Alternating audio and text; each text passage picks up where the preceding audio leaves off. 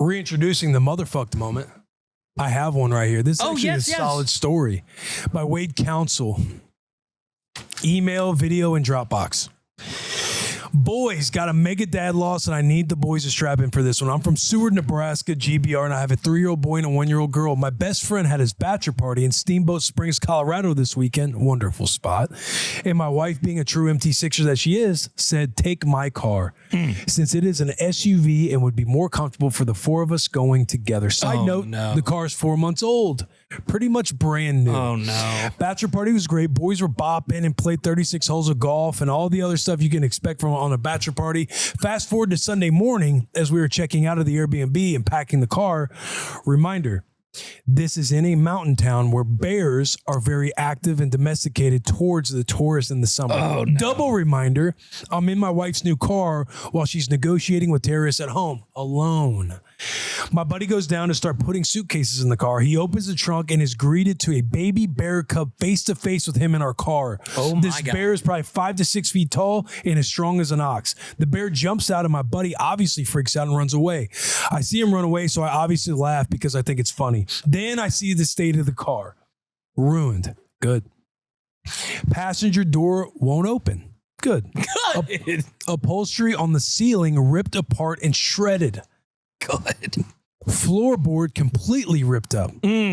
Steering wheel bit to hell. Yeah. Bear poop and piss all over the golf clubs. Which smells great as far as mammal piss. We left a sealed can of coffee and some chips in the car, and in our drunk state of the bachelor party, we must have left the car unlocked.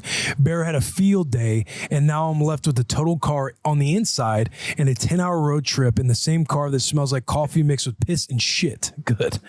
Wife is sad, obviously, but has been making some barely funny jokes all day. She gets it. Godspeed, boys. Boomer sooner. Good, great, grand. Good, great, grand. I texted you guys the video, but it's also in Dropbox for this episode. Oh my His God. wife, Damn. I would appear, it could be him too, made a nice little like reel about it, but the damage is crazy. Unbelievable. He ran through this car, bro. Oh, Dirty Mike and the boys. Dirty Mike and the boys had a Dirty field Mike day. and the Bears came through, man. they really did. Oh, no. Thanks for the sex shack. Dirty Mike and the Bears. Thanks for the fuck shack. Oh, God. Oh, my God. Man, that's tough, dude. 4 months old, too.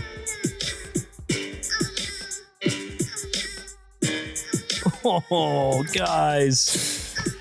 Dude, that's what, too, though. It's like, hey, what happened to your car? A fucking bear, man. It's like it up. No, for real, what happened? A bear. A bear. A baby bear. A baby bear did all that? Yeah, baby bears are like 5-6 feet tall, dude. They kill you. Yeah. Like, yeah. Reminds me of Tommy Boy when the deer comes back to life Yeah. in the back. I mean, Yeah. that truly looks exactly like. Just starts ripping it up.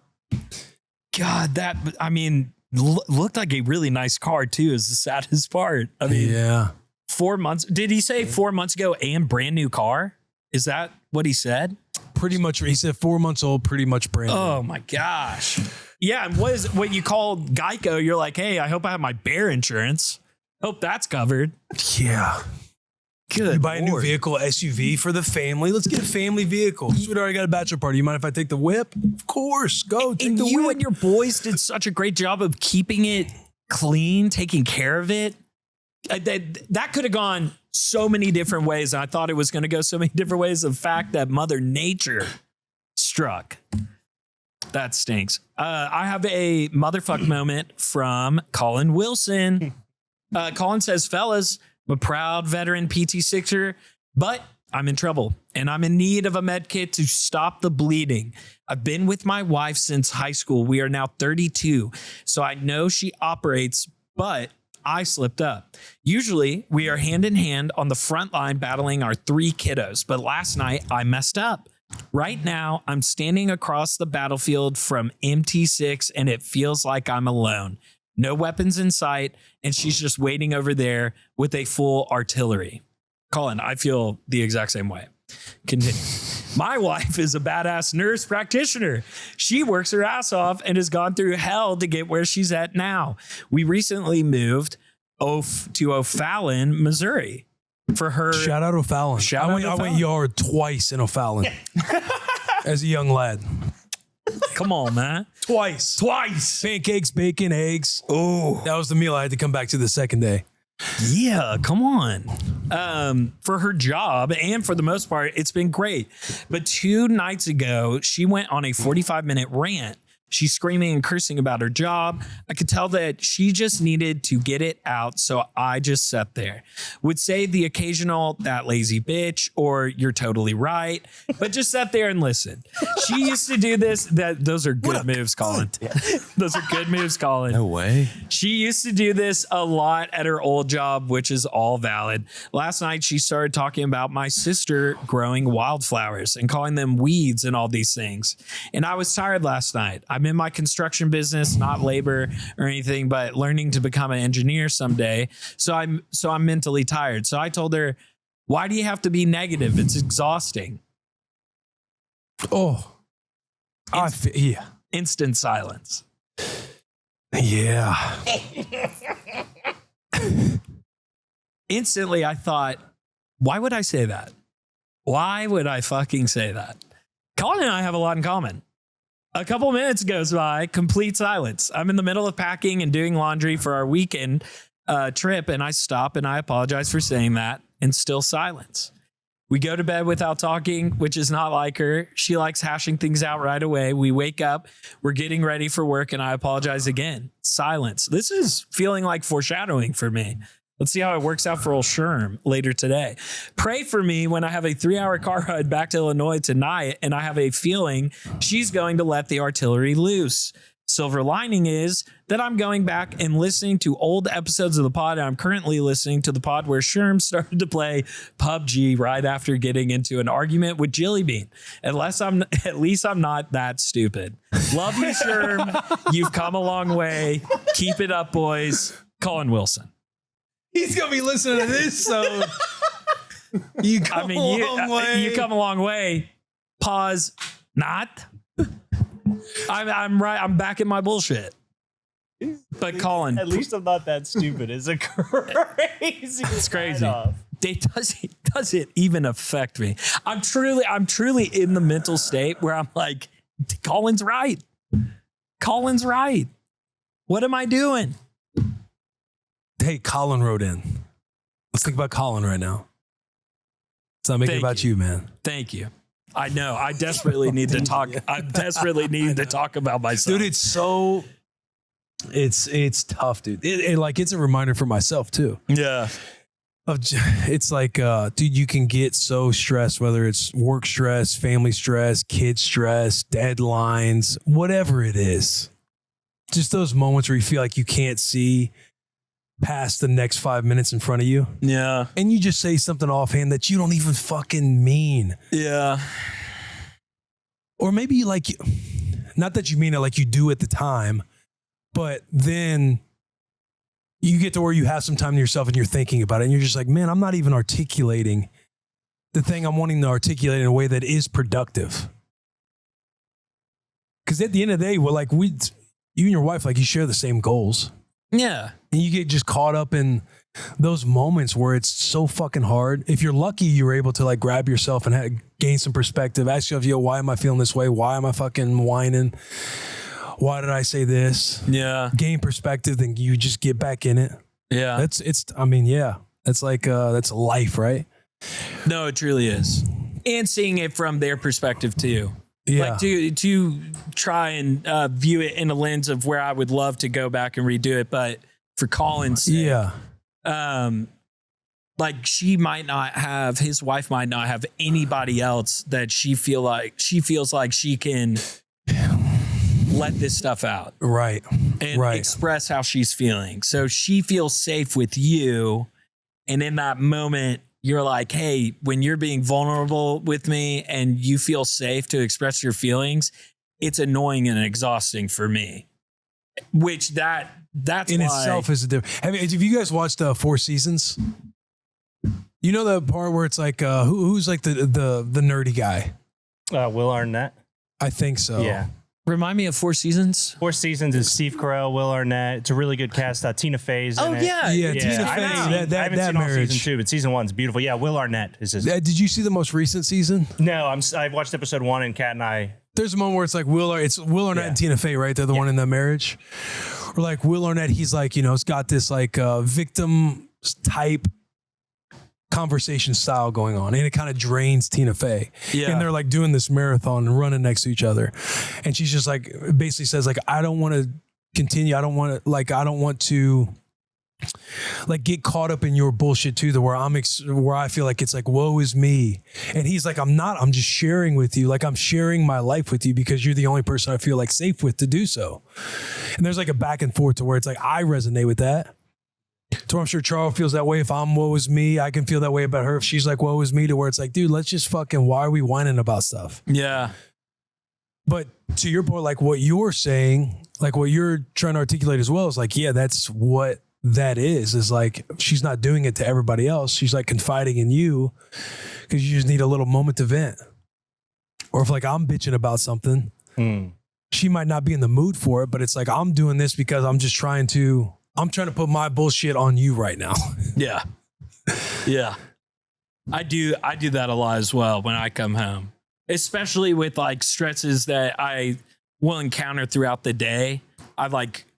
You have often said like, hey, you always have a bright, sunny disposition. And I do try and maintain that. And I do feel very safe with Jill to express that. And she does a good job of listening. Thank you, honey. Thank you, sweetheart. Thank you, sweetheart. I don't know where I was. Good luck to my man on that car ride. Yeah, Colin. That's the A gap. That is the A gap. And at the end of the day, dude, you're going to get home. You love your wifey. Your wifey loves you. And y'all are going to solve it.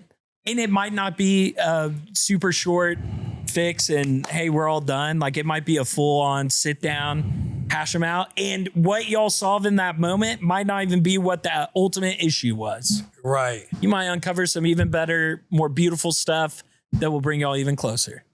Yeah, the ultimate issue usually comes after both separate for a second, then come back for that next conversation. It's like, hey, I was I was fucked up for treating you that way. Yeah.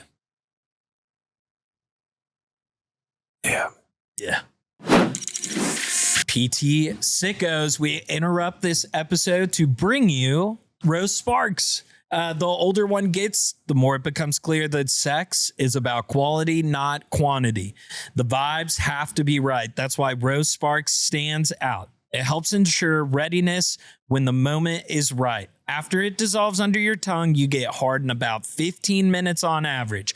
And when both partners are having a good time, the experience is better for everyone. Rose Sparks helps you get fuller, thicker erections, and they last up to 36 hours, making it easier to be ready for another round if you're both feeling it. Rose Sparks always makes sure both partners are feeling it. Roe connects guys with a medical provider 100% online, and if approved, treatment ships directly to your door. If prescribed, new sexual health patients get $15 off their first order of Sparks on a recurring plan. Connect with the provider at ro.co/dads, DADS, to find out if prescription Rose Sparks are right for you. That's ro.co/DADS for $15 off your first order. Sparks is a compounded drug product. Compounded drugs are permitted to be prescribed under federal law, but are not FDA approved and do not undergo FDA safety, effectiveness, or manufacturing review. For full safety information, go to ro.co/safety info. We are also brought to you by Lucy. You guys are always in the comments. You're saying, wow, Sherman's got the upper deck he's in constantly. I can see it when he smiles, when he laughs. And that is true. It's further proof of my love for Lucy. I go with the 12 millis. As we all know, Lucy goes up to 12 milligrams. I have 2 currently in my upper deck. Why not get a third? Throw it in there. These bad boys go up to 12 milligrams. So if you need something with a little more kick, they've got you covered there too. And the thing I respect most about them, they're independently owned, proudly American made. not some big tobacco brand playing dress up. That matters. Lucy is the only pouch doing long-lasting, on-demand flavor like this. Get 20% off your first order of Lucy at lucy.co/bussin'. That's code BUSSIN. And here comes the fine print. Lucy products are only for adults of legal age, and every customer is age verified. Warning, this product contains nicotine. Nicotine is an addictive chemical. Let's get back to this episode. Crack a cold one? Crack a cold one. Let's get some positive vibes. Like we're just having the PTSD, the bombs are going on like. Scarlett is very close to walking. And of course, Crack a Cold One is brought to us by Olipop. We Always love brought to us by Olipop. Olipop. Come on. But yeah, she's getting very close to walking. She is ripping her walker. She is able to turn in her walker, which is honestly a sight to see. I'm not gauging her athletic ability off of her ability to do the walker, but more so each new iteration of it, you get this excitement of you can't help but think they got it. I was just about to say, damn, kids kind of got it. That's literally what goes through my brain is kids kind of got it. You're like, am I taking crazy pills right now? Because I think I see something. I want to tell people. But then it's like, okay. Honey, she ran into the wall. There's no way that she could have pushed the walker any further into the wall. So she goes, hey, maybe I could turn this. She turned 30 degrees and then she was still bumping the wall. She was still scraping a bit, but she was able to keep going. You had to see it. Yeah. It was incredible. Yeah. God, I feel that, man. Sweetheart, did you see that? Yeah. I'll send you a video, Chef, of we got a golf set for Scarlett. Obviously, you're supposed to hold the golf club a certain way. You're supposed to swing a certain way. Scarlett quite literally is out there with the golf club, just not holding it right at all. And kind of just went on the golf ball. And whoa, hey, honey, you did it. But she didn't really. But she kind of got something to pinpoint, have that pinpoint accuracy. Yeah. Something to look out for in the future, man. Yes, man. But that's why I crack a cold one. My crack a cold one. What do we got here? My crack a cold one's just to Rue. I think Rue is just a wonderful big sister. She is so sweet to Scotty. Sometimes Scotty pisses her off. I tell the stories all the time of Scotty hitting her and how they do the moments where they're not getting along. But Rue is just so good with Scotty. Yeah. Like Charo, she was working Sunday morning, and Scotty was sleeping in, thank God. Rue and I are hanging out downstairs, and then Scotty wakes up on the monitor. And Rue is just all about just being a part of it, helping. Daddy, can you get the milk? I get the milk. It's just set it right here on the corner of the island. I got to go do this real quick, and I'll take the milk up to Scotty. She takes the milk. She hears Scotty crying and goes up to Scotty. I was like, oh, hi, Scotty girl. Are you okay? Are you sad? And I'm just listening to him on the monitor. And she's like, oh my gosh, you're awake. Do you want a hug? And Scotty just leans over the crib and they just kind of do a cheek to cheek kind of hug for a moment. Dude. And it's amazing. Rue climbs up and gets in the crib with her. They're smiling and having fun. Rue's Scotty's still kind of waking up. So she's laying on her side and Rue's just leaning forward to her, whispering to her sweet nothings. Yeah. Asking about her. Did you sleep good? You want me to take your sleep sack off? Take sleep sack off. They're just jiving, bro. Bro, that's unreal. Yeah. And it's cool. So that's what my crack a cold one goes to. Rue's just phenomenal. And we're very lucky that she's got this kind heart to where she's she thinks about Scotty. She's into Scotty. Yeah. There's my mom will call me and talk about the show. Just little stories that she likes. And every time you talk about Rue's interactions with Scotty, she's like, that just reminds me so much of how your brother was when you were little, just how pro big bro he was and how much he wanted to be your big brother and how sweet he was to you. And she was like, that's not every day. Not every older sibling is that willing to be a good big sister or big brother. But yeah, that's badass, dude. Yeah, man. We feel very lucky. Getting to overhear that too on the camera. Like, does she know that you can hear her? Do you think she's... No, I don't think she's like aware. Like she knows. Like this morning she was yelling in Scotty's room and I had the monitors on still downstairs. So she could like hear the echo from the monitor and she was like playing with it and like yelling stuff. I think like she knows like if she wakes up and she might think about it and be like, oh, they're on the camera. Yeah. But she doesn't. She's not thinking about it like that. That's what makes it that much more sweet.